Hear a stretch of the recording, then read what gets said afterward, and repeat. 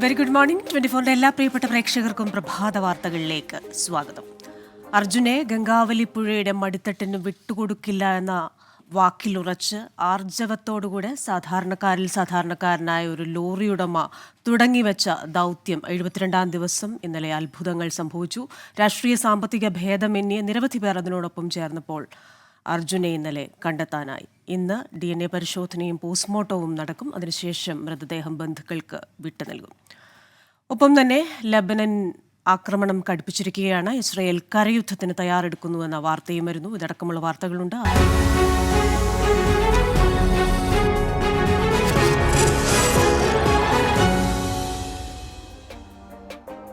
വിശദമായ റിപ്പോർട്ടുകളിലേക്ക്.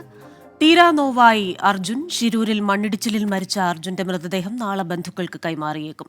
മൃതദേഹം അർജുന്റെയാണെന്ന് സ്ഥിരീകരിക്കാനുള്ള DNA പരിശോധന ഇന്ന് നടക്കും.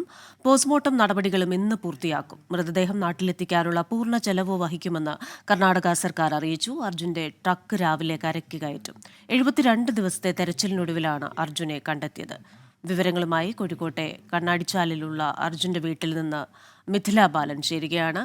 മിഥില, 72 ദിവസം അർജുൻ ഉണ്ടോ ഇല്ലയോ എന്ന ആ ഒരു ചിന്തയിൽ കഴിഞ്ഞ കുടുംബാംഗങ്ങൾ, അവർക്ക് ഇന്നലെ അത്ഭുതകരമായ ആ ഒരു വിവരം ലഭിക്കുന്നു. ആശ്വാസമെന്നൊന്നും പറയാൻ പറ്റില്ല. പക്ഷേ അർജുൻ ഇനിയില്ല എന്ന ആ ഒരു യാഥാർത്ഥ്യത്തിലേക്ക് അവർ എത്തിയിരിക്കുന്നു. ഈ സമയത്ത് അവരുടെ വീട്ടിൽ കടന്നു ചെല്ലുകയോ അവരെ ബുദ്ധിമുട്ടിക്കുകയോ ചെയ്യുന്ന ഒന്നും ശരിയല്ല. എന്നാലും അയൽവാസികളും സുഹൃത്തുക്കളും ഒക്കെ അടക്കം ഈ ശിരൂരിലേക്ക് പലരും പുറപ്പെട്ടു എന്നൊക്കെ മനസ്സിലാകുന്നുണ്ടല്ലോ.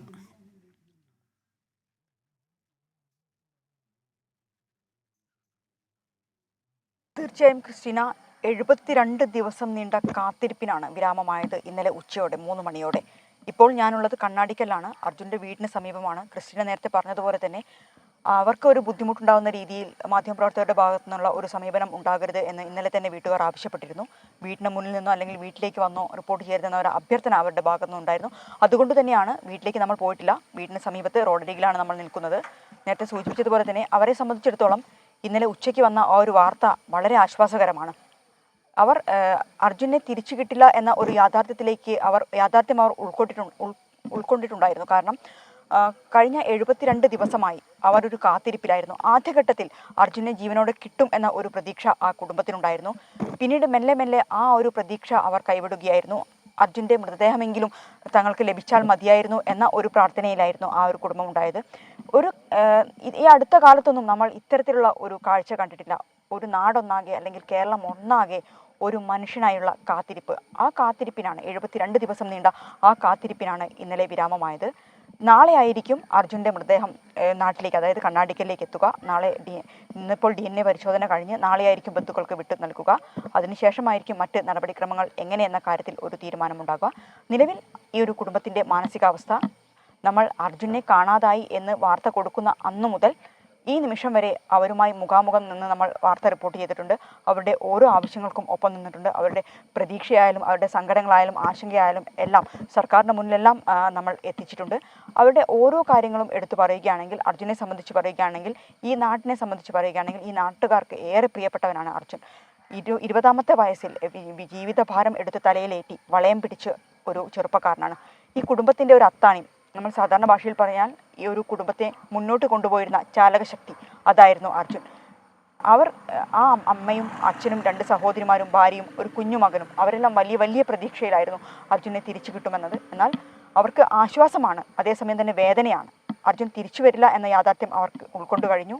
നാളെ എപ്പോഴായിരിക്കും മൃതദേഹം എത്തിക്കുക എന്നത് വരും മണിക്കൂറുകളിൽ മാത്രമേ. നമുക്ക് DNA പരിശോധന കഴിഞ്ഞ് അതിൻ്റെ റിസൾട്ട് കിട്ടി അതിൻ്റെ ഒരു മുറയ്ക്കായിരിക്കും നാളെ ബന്ധുക്കൾക്ക് മൃതദേഹം വിട്ടു നൽകുക. എന്തു തന്നെയാലും വലിയ ഒരു സങ്കടക്കടലിലാണ് കണ്ണാടിക്കലും ആ ഒരു വീടും ഈ പ്രദേശത്തെ മുഴുവൻ നാട്ടുകാരും അർജുൻ്റെ സുഹൃത്തുക്കളും എല്ലാവരും കേരളത്തിലെ ഒട്ടാകെ ജനങ്ങളും ഉള്ളത്. ക്രിസ്റ്റീന, കോഴിക്കോട്ടെ അർജുന്റെ വീടിന് സമീപം നിന്ന് മിഥില ബാലനാണ് വിശദാംശങ്ങൾ നൽകിയത്. ശിരൂരിൽ നിന്ന് അരുൺ പൂപ്പറമ്പ കൂടി ചേരുകയാണ്.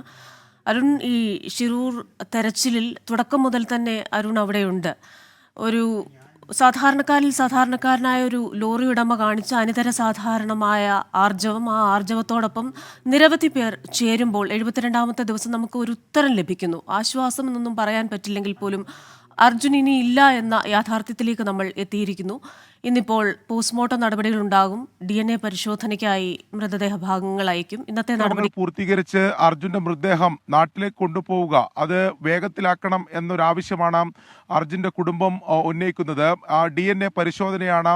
DNA പരിശോധന ഫലം ലഭിക്കുന്നതിന് വേണ്ടിയുള്ള കാത്തിരിപ്പാണ്. അതിന് 2 ദിവസം ആവശ്യമാണ് എന്നതാണ് നമുക്ക് മനസ്സിലാക്കാൻ സാധിക്കുന്നത്. ഇന്ന് തന്നെ അതിന്റെ സാമ്പിളുകൾ ശേഖരിക്കും. നേരത്തെ തന്നെ അർജുന്റെ സഹോദരന്റെ സാമ്പിൾ ശേഖരിച്ചതാണ്. ആ പരിശോധനാ ഫലം ലഭിച്ചു കഴിഞ്ഞാൽ ഉടൻ തന്നെ നാട്ടിലേക്ക് കൊണ്ടുപോകുന്നതിന് വേണ്ടിയുള്ള എല്ലാ സജ്ജീകരണങ്ങളും ഒരുക്കിയിട്ടുണ്ട്. അതിന്റെ പൂർണ്ണ ചെലവ് കർണാടക സർക്കാർ വഹിക്കുമെന്ന് അറിയിച്ചിട്ടുണ്ട്. ഇതിന് ഏകോപനത്തിന് വേണ്ടി ജില്ലാ കളക്ടറെ മുഖ്യമന്ത്രിയുടെ ഓഫീസ് നിയോഗിക്കുകയും ചെയ്തിട്ടുണ്ട്. ഞാനിപ്പോൾ നിൽക്കുന്നത് നമുക്ക് ദൃശ്യങ്ങളിൽ കാണാം. ഇന്നലെ ഈ ഗംഗാവലി പുഴയുടെ ആഴങ്ങളിൽ നിന്നും ഉയർത്തിയിട്ടുള്ള അർജുൻ ഓടിച്ചിരുന്ന ആ ലോറിയാണ്, ഭാരത് ബെൻസ് ലോറിയാണ്. അതിന്റെ ക്യാബിൻ പൂർണ്ണമായും തകർന്ന നിലയിൽ നമുക്ക് കാണാം. കഴിഞ്ഞ 72 ദിവസം ഈ ക്യാബിനകത്തായിരുന്നു അർജുൻ ഉണ്ടായിരുന്നത്. ഇന്നലെയാണ് അത് കണ്ടെത്തുകയും മൃതദേഹം ആശുപത്രിയിലേക്ക് മാറ്റുകയും ചെയ്തിട്ടുള്ളത്. പൂർണ്ണമായും അതിൻ്റെ ക്യാബിൻ തകർന്ന നിലയിൽ കാണാം. ഇതിപ്പോൾ ഈ കരയോട് ചേർന്ന ഭാഗത്താണ്. ഇത് പൂർണ്ണമായും കരയിലേക്ക് ഉയർത്താൻ ഇന്നലെ സാധിച്ചിരുന്നില്ല. 2 തവണയായി വടം പൊട്ടുകയും രാത്രി പിന്നെ ആ ദൗത്യം ഉപേക്ഷിക്കുകയാണ് ചെയ്തത്. ഇന്ന് രാവിലെ 8 മണിയോടെ തന്നെ ഈ ദൗത്യം പുനരാരംഭിക്കും എന്നതാണ് നമ്മൾ മനസ്സിലാക്കുന്നത്. കൂടുതൽ ക്രെയിനുകൾ എത്തിച്ചുകൊണ്ട് ഈ ലോറി മുകളിലേക്ക് എത്തിക്കും, അതായത് കരയിലേക്ക് എത്തിക്കും. അതിനുശേഷം കൂടുതൽ മൃതദേഹാവശിഷ്ടമുണ്ടോ എന്ന കാര്യത്തിൽ ഉൾപ്പെടെ ഈ ലോറിക്കകത്ത് ഒരു പരിശോധന നടത്തും എന്നതാണ് നമ്മൾ എന്തായാലും മനസ്സിലാക്കുന്നത്. ക്രിസ്റ്റീന, കഴിഞ്ഞ 72 ദിവസമായി ഈ ഷിരൂർ ദൗത്യം മുന്നോട്ട് പോവുകയാണ്. അത് നമുക്കറിയാം, ചരിത്രത്തിൽ തന്നെ രേഖപ്പെടുത്തുന്ന ഒരു ദൗത്യമായി എന്തായാലും ഇത് മാറും എന്ന് നമുക്ക് നിസ്സംശയം പറയാൻ സാധിക്കും. കേരള ജനത ഒറ്റക്കെട്ടായി നിന്നുകൊണ്ട്, അല്ലെങ്കിൽ കേരള ജനത ഒരേ മനസ്സോടെ ഈ ഷിരൂർ ദൗത്യത്തെ വീക്ഷിക്കുകയും അതോടൊപ്പം തന്നെ അർജുൻ എന്ത് സംഭവിച്ചു എന്ന ചോദ്യത്തിന് ഉത്തരം ലഭിക്കണം എന്ന കാര്യം കേരള ജനത ആവർത്തിച്ച് ചോദിക്കുകയും ചെയ്തതാണ്. അതിന് നമുക്കൊരു ഉത്തരം ലഭിച്ചത് ഇന്നലെയാണ്. ജീവനോടെ അർജുനെ ലഭിക്കില്ല എന്ന കാര്യം ഉറപ്പായിരുന്നു. അത് ബന്ധുക്കൾ നേരത്തെ തന്നെ അത് ഉൾക്കൊണ്ടതാണ്. പക്ഷേ നമുക്ക് ഈ കാണുന്ന ഗംഗാവലി പുഴയുടെ ആഴങ്ങളിൽ ദുരൂഹമായി അത് അവസാനിക്കരുത് എന്നൊരാഗ്രഹം മാത്രമായിരുന്നു ഉണ്ടായിരുന്നത്. അങ്ങനെ അത് ലഭിക്കുന്നു. നമുക്ക് ഏതെങ്കിലും തരത്തിൽ സന്തോഷിക്കാനോ സമാധാനിക്കാനോ കഴിയുന്ന വാർത്ത അല്ലെങ്കിൽ പോലും അതിനൊരു ഉത്തരം ലഭിക്കുന്നു എന്നതാണ് ഏറ്റവും പ്രധാനപ്പെട്ട കാര്യം. ഇനി അർജുൻ്റെ മൃതദേഹം ഉടൻ തന്നെ നാട്ടിലേക്ക് എത്തിക്കുക എന്ന നടപടിയാണ്. അതിന് നിയമപരമായിട്ടുള്ള നടപടിക്രമങ്ങൾ പൂർത്തീകരിക്കേണ്ടതുണ്ട്. നേരത്തെ ഇന്നലെ അർജുൻ്റെ കുടുംബം, അതായത് തിരിച്ചറിയാൻ കഴിയുന്ന എന്തെങ്കിലും ഒരു അടയാളം അർജുൻ്റെ നിലവിൽ ലഭിച്ചിട്ടുള്ള മൃതദേഹാവശിഷ്ടങ്ങളിൽ നിന്ന് ലഭിച്ചാൽ അത് മതി ഞങ്ങൾക്ക് സ്ഥിരീകരിക്കാൻ എന്ന് അർജുൻ്റെ കുടുംബം പറഞ്ഞിരുന്നു. പക്ഷേ ജില്ലാ കളക്ടർ ഉൾപ്പെടെ വ്യക്തമാക്കിയത് അതിൻ്റെ നിയമപരമായിട്ടുള്ള ഒഫീഷ്യൽ പ്രൊസീജിയേഴ്സ് പൂർത്തീകരിച്ചാൽ മാത്രമേ അതിൻ്റെ നടപടിക്രമങ്ങൾ പൂർത്തീകരിച്ച് മൃതദേഹം വിട്ടുകൊടുക്കാൻ സാധിക്കൂ എന്നതാണ്. അതിനുശേഷമാണ് DNA പരിശോധന ഉൾപ്പെടെ നടത്തും എന്നറിയിച്ചത്. DNA സാമ്പിൾ ഇന്ന് ശേഖരിക്കും. അതിനുശേഷം DNA പരിശോധനാ ഫലം 2 ദിവസത്തിനകം ലഭിക്കും എന്നാണ് നമ്മൾ മനസ്സിലാക്കുന്നത്. അത് വേഗത്തിലാക്കുന്നതിന് വേണ്ടിയുള്ള ശ്രമങ്ങൾ നടത്തുമെന്ന് ജില്ലാ ഭരണകൂടം അറിയിച്ചിട്ടുണ്ട്. നേരത്തെ തന്നെ അർജുൻ്റെ സഹോദരൻ്റെ സാമ്പിൾ ഇതുമായി ബന്ധപ്പെട്ട് ശേഖരിച്ചതാണ്. അതിനുശേഷം ഇന്ന് പോസ്റ്റ്മോർട്ടം റിപ്പോർട്ട് ഉൾപ്പെടെ പോസ്റ്റ്മോർട്ടം നടപടികൾ ഇന്ന് ഈ കാർവാറിലെ ഗവൺമെൻറ് ആശുപത്രിയിൽ നടക്കുകയും ചെയ്യും. ഈ നടപടിക്രമങ്ങളെല്ലാം പൂർത്തീകരിച്ച് വളരെ വേഗത്തിൽ അർജുൻ്റെ മൃതദേഹം നാട്ടിലേക്ക് എത്തിക്കുന്നതിന് വേണ്ടിയുള്ള ശ്രമങ്ങളാണ് നടക്കുന്നത്. അത് ഇരു സർക്കാരുകളും ഏകോപിപ്പിച്ചുകൊണ്ട്, അതായത് നമ്മുടെ കേരളത്തിൽ നിന്നുള്ള ജനപ്രതിനിധികൾ ഉൾപ്പെടെ ഇങ്ങോട്ട് എത്തിച്ചേരുന്നുണ്ട്. മഞ്ചേശ്വരം MLA ഉൾപ്പെടെ അല്പസമയത്തിനകം കാർവാറിൽ എത്തിച്ചേരും. അവർ ഈ കാര്യങ്ങൾ ഏകോപിപ്പിക്കും.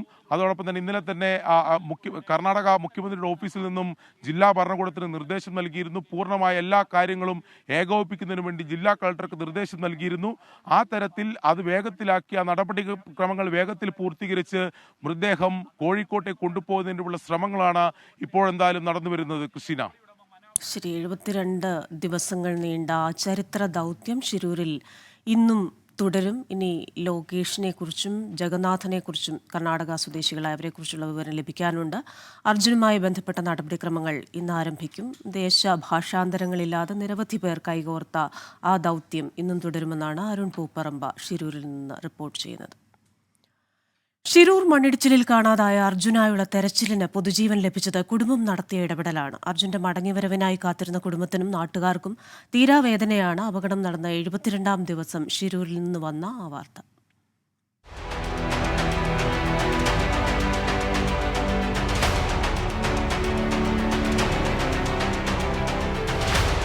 കണ്ണാടിക്കൽ ഗ്രാമത്തിനപ്പുറം മനുഷ്യ മനസ്സുകളിൽ കണ്ണീർ വീഴ്ത്തിയ 72 നാൾ. കാത്തിരിപ്പിനൊടുവിൽ ഷിരൂരിൽ നിന്ന് കണ്ടെടുത്തത് ചേതനയറ്റ മൃതദേഹം.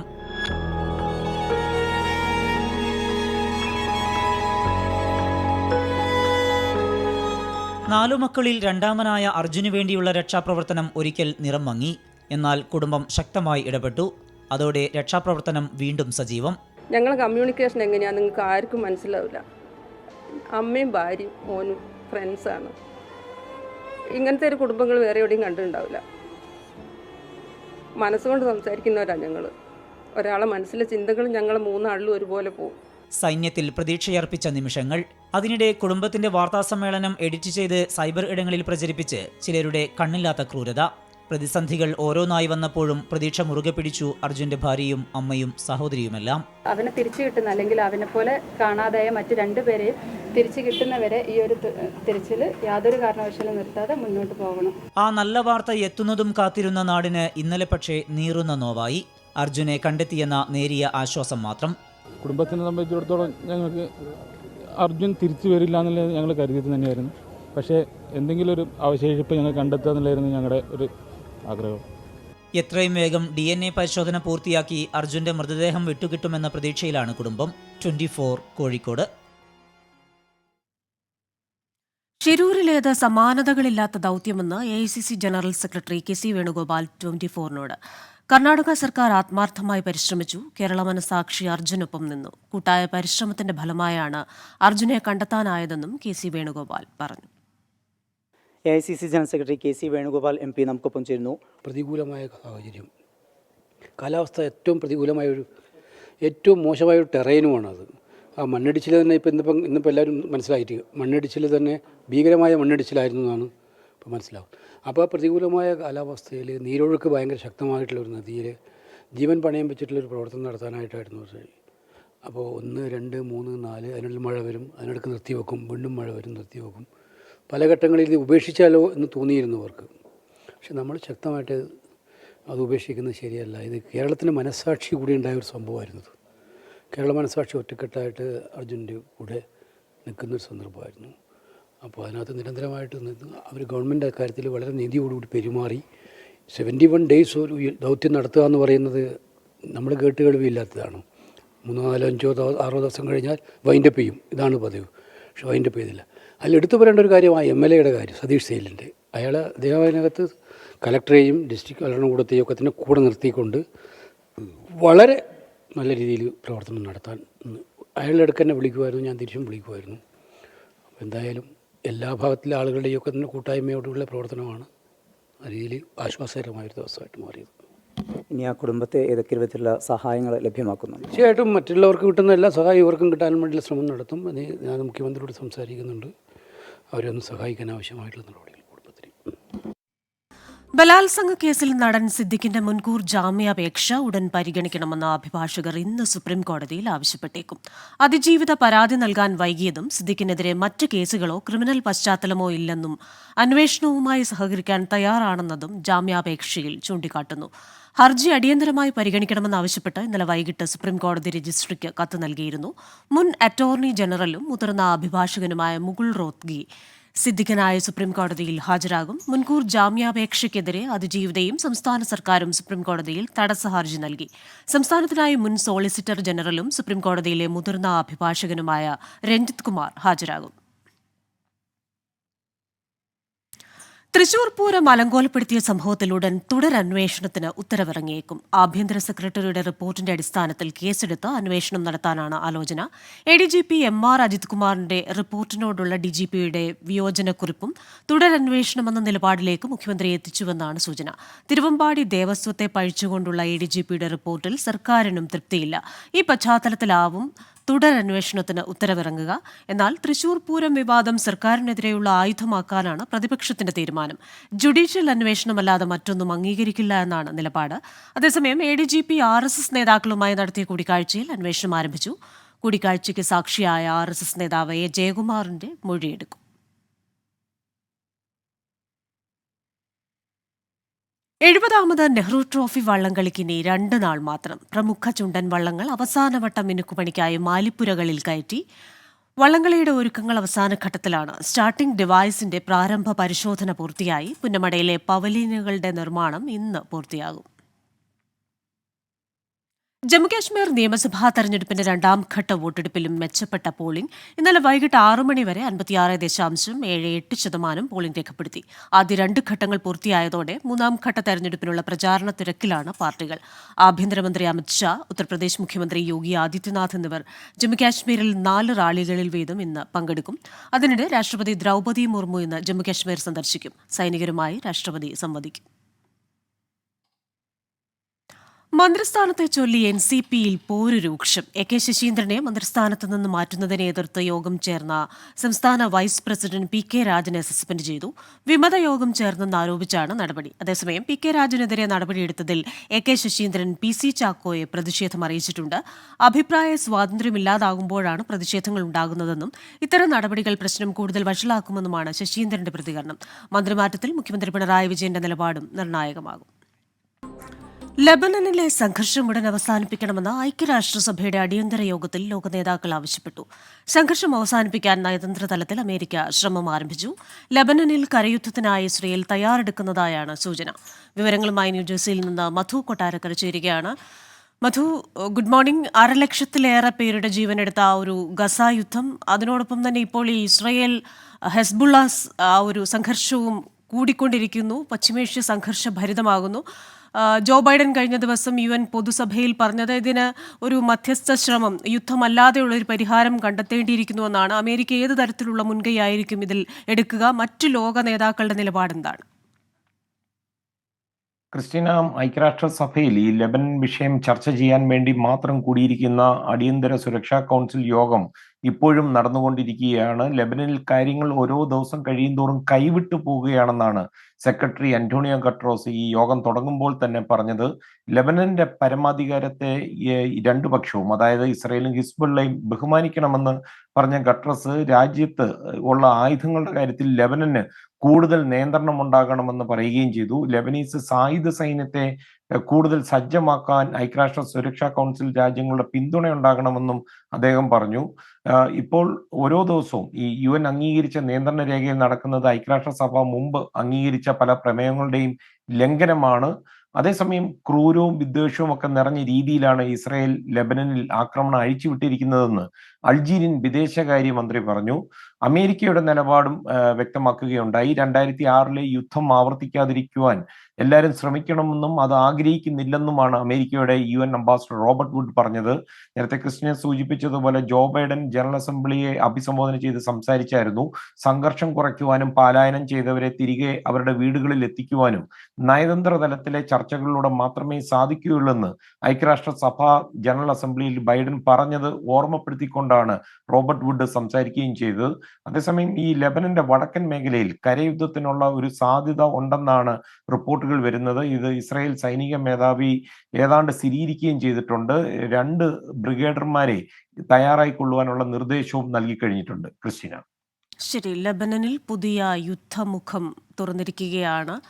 ടെല്ലവീവിലേക്ക് ഹെസ്ബുള്ള മൊസദിന്റെ ഇസ്രായേലി ചാരസംഘടനയായ മൊസദിന്റെ ആസ്ഥാനത്തേക്ക് ഖാദർ 1 എന്ന് പറയുന്ന ബാലിസ്റ്റിക് മിസൈൽ അയച്ചിട്ടുണ്ട്. തിരികെ ഒരു കരയുദ്ധത്തിനുള്ള ആഹ്വാനം ഇസ്രായേൽ നൽകിയിട്ടുമുണ്ട്. സംഘർഷഭരിതമാകുകയാണ് പശ്ചിമേഷ്യ. ഇതിന്റെ അനന്തരഫലങ്ങൾ സാമ്പത്തിക രാഷ്ട്രീയ മേഖലകളിൽ വലിയ പ്രത്യാഘാതങ്ങൾ ഉണ്ടാക്കുമെന്നാണ് വിലയിരുത്തൽ. മധു കൊട്ടാരക്കരയാണ് വിശദാംശങ്ങൾ നൽകിയത്. ഇടുക്കിയിലെ മറയൂർ കാന്തല്ലൂർ ജനവാസ മേഖലയിൽ ഇറങ്ങിയ കാട്ടാനകളെ തുരത്താനുള്ള പ്രത്യേക ദൗത്യം ഇന്ന് തുടങ്ങും. അക്രമകാരികളായ 5 കാട്ടാനകളാണ് ജനവാസ മേഖലയിൽ 3 മാസമായി തമ്പടിച്ചിരിക്കുന്നത്. ചിന്നാർ വനത്തിലേക്കാണ് ആനകളെ തുരത്തുക. 80 പേരടങ്ങുന്ന സംഘം 5 ടീമുകളായാണ് ദൗത്യത്തിന്റെ ഭാഗമാകുന്നത്. കഴിഞ്ഞ 2 ദിവസത്തിനിടെ കാട്ടാന ആക്രമണത്തിൽ കാന്തല്ലൂർ സ്വദേശികളായ 3 പേർക്ക് പരിക്കേറ്റിരുന്നു. ഇതിനു പിന്നാലെ പൈസ് നഗർ ഫോറസ്റ്റ് ഓഫീസിന് മുന്നിൽ നാട്ടുകാരുടെ രാപ്പകൽ സമരം നടന്നിരുന്നു. ആനകളെ തുരത്തുമെന്ന് ഉറപ്പ് ലഭിച്ചതോടെയാണ് താൽക്കാലികമായി സമരം അവസാനിപ്പിച്ചത്. ദക്ഷിണേന്ത്യൻ സംസ്ഥാനങ്ങളിലെ ശ്രീഗോകുലം സ്കൂളുകളുടെ വാർഷിക കലോത്സവമായ നവരസ 2024 ഇന്ന് സമാപനമാകും. കോഴിക്കോട് നടക്കുന്ന കലോത്സവത്തിൽ കേരളം, തമിഴ്നാട്, കർണാടക എന്നീ സംസ്ഥാനങ്ങളിൽ നിന്നായി 1500ഓളം കലാപ്രതിഭകൾ മാറ്റുരയ്ക്കുന്നുണ്ട്. ചൊവ്വാഴ്ച ആരംഭിച്ച കലോത്സവത്തിന്റെ സമാപന സമ്മേളനം വടകര MP ഷാഫി പറമ്പിൽ ഉദ്ഘാടനം ചെയ്യും. സിനിമാ താരം Unni Mukundan, Sree Gokulam group of companies chairman Gokulam Gopalan തുടങ്ങിയവർ പങ്കെടുക്കും.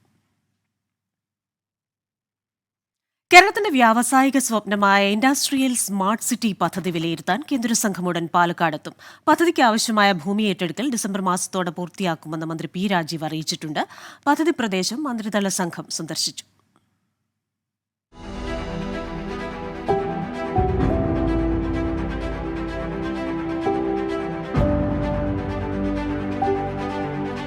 കേരളത്തിന്റെ സ്വപ്ന പദ്ധതി മൂന്നാം മോദി സർക്കാരിന്റെ കേരളത്തിനുള്ള ഓണസമ്മാനമാണ്.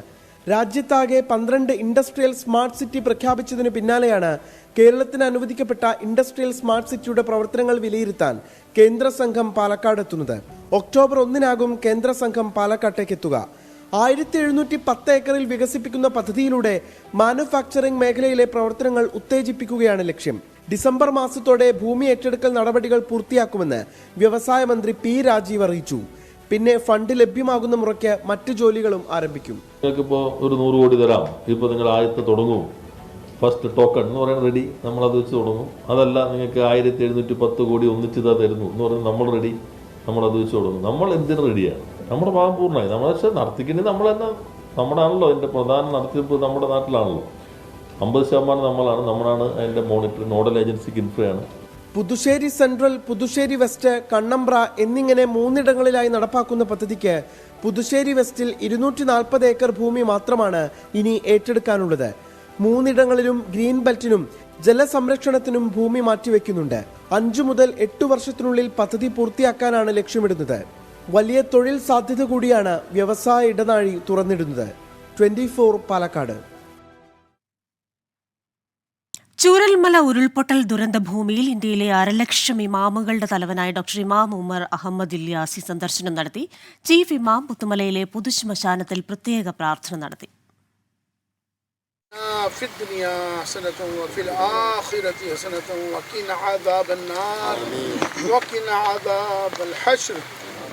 ഉരുൾപൊട്ടൽ ദുരന്തത്തിൽ മരിച്ചവർക്ക് ആദരാഞ്ജലികൾ അർപ്പിക്കാനാണ് ഡോക്ടർ ഇമാം ഉമർ അഹമ്മദ് ഇല്യാസിയും കുടുംബവും വയനാട്ടിലെത്തിയത്. ദുരന്തങ്ങൾ ഏതു നിമിഷവും മനുഷ്യജീവനെ താറുമാറാക്കുമെന്നും അവരെ ചേർത്ത് നിർത്തേണ്ടത് ജീവിച്ചിരിക്കുന്നവരുടെ കടമയാണെന്നും പ്രത്യേക പ്രാർത്ഥനയ്ക്ക് ശേഷം ഇമാം പറഞ്ഞു. സർക്കാർ കഴിയുന്നതെല്ലാം ചെയ്യുമ്പോഴും അപകടത്തിൽ ദുരിതമനുഭവിക്കുന്നവരെ സഹായിക്കാൻ എല്ലാവരും ഒരുമിച്ച് മുന്നോട്ട് വരണമെന്നും ഡോക്ടർ ഇമാം ഉമർ അഹമ്മദ് ഇല്യാസി ആഹ്വാനം ചെയ്തു. गवर्नमेंट अपना काम करता है, लेकिन समाज के लोगों का भी जिम्मेदारी है, हमारा सबका जिम्मेदारी है कि हम सब मिलकर भी इसमें काम करें. एक साथ दुख सुख में खड़े रहना चाहिए. പുനരുജ്ജീവന പ്രവർത്തനങ്ങളുടെ ഭാഗമായി ദുരന്തബാധിതർക്ക് 1.5 ഏക്കർ സ്ഥലത്ത് 20 വീടുകൾ നിർമ്മിച്ചു നൽകുമെന്ന് ഡോക്ടർ KP ഹുസൈൻ അറിയിച്ചു. 1.5 ഏക്കർ സ്ഥലം മേടിച്ച് ഒരു 20 വീടുകൾ ഇവിടെ നമ്മൾ ചെയ്തു കൊടുക്കാൻ വേണ്ടി തീരുമാനിച്ചു. അത് ഹെൽപ്പിംഗ് ഹാൻഡിന്റെ കൂടെ ചേർന്നിട്ടാണ് ചെയ്യുന്നത്. വളരെയധികം ആശ്വാസത്തോടു കൂടിയാണ് ഞങ്ങൾ ഇതിനെ നോക്കിക്കാണുന്നത്. എല്ലാ മതവിഭാഗത്തിന്റെയും ആളുകളുടെ വലിയ പരിഗണനയും ശ്രദ്ധയും ഇവിടെ ഉണ്ടായിട്ടുണ്ട്.